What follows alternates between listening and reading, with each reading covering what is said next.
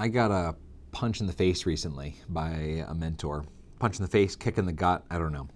I flew to La Jolla, California to meet with this new mentor and spend a day with him. His name's Blake.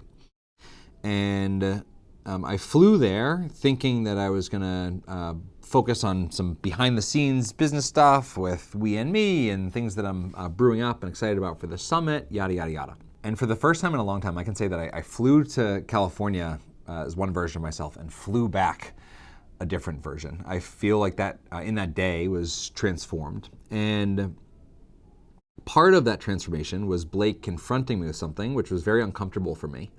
And that is, I built this business and this entire concept of We and Me and created these tools off of the premise of making connection easy and gently eradicating small talk and creating conversations that matter. And yet, for the past couple of years, I've organized myself and my business in a way to keep at an arm's distance from everybody. In some ways, right? So it's like, watch the video, but as far as opportunity for depth of connection, see you once a year at the Connector Summit. And he held up these two, throughout the day I said these two things that you've probably heard me say. One, Peter Block's quote, without relatedness, no real work can occur.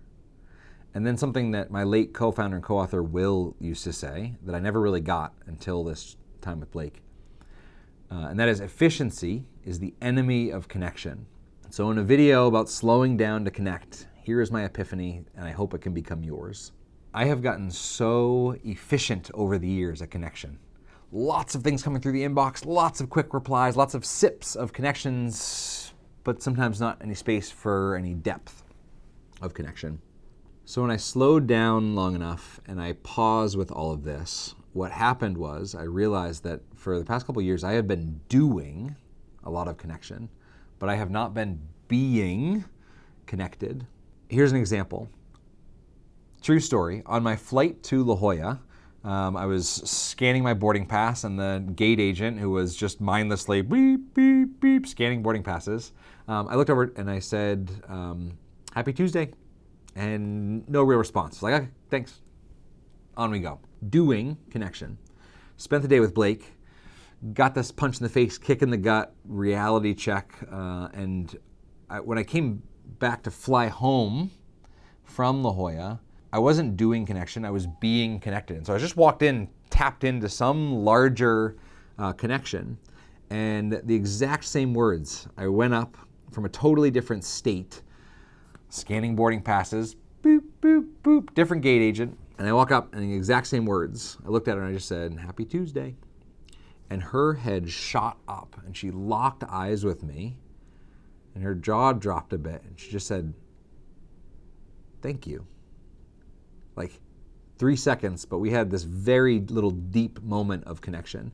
And there were, in that day on the flight home, there were 20 more interactions like this that I very much attribute to walking through in a state of being connected rather than doing connection. And so this channel and this connection toolkit that I've created and all of my work is filled with really practical, awesome, useful, effective ways to do connection. And they are all made way more powerful if you can go in a state of being connected, standing in the place that I am the possibility that a beautiful connection can happen right now and right here. Priya Parker has this lovely quote worth sharing. Sometimes the best gatherings aren't the ones we plan for, but the ones we create in response to the world around us. And so here is my statement and intent for depth of connection. The Connector Summit, which last year, the first time we launched it, was these 2.5 awesome days together virtually. But it was 2.5 awesome days together virtually. And then the connection ended. And so I'd rather create gatherings that are in response to what is needed.